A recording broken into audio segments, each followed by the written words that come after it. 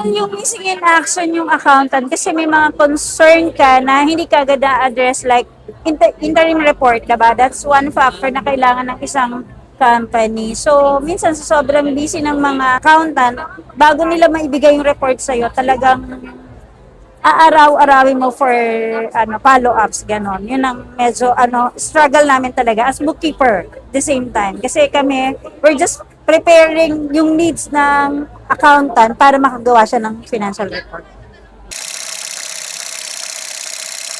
Unang-una, it's online.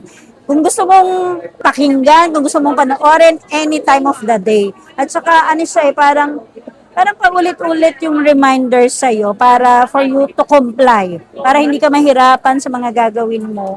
At saka, in layman's term, sa simpleng nagnenegosyo, kahit hindi ka masyadong marunong sa accounting, nagkakaroon ka ng magandang background. Unti-unti, parang yun, kahit di ka marunong, matututo ka, sundin mo lang yung proseso na ibinibigay ni Sir Ed. Yun yung magandang tinulong talaga ng EasyTax.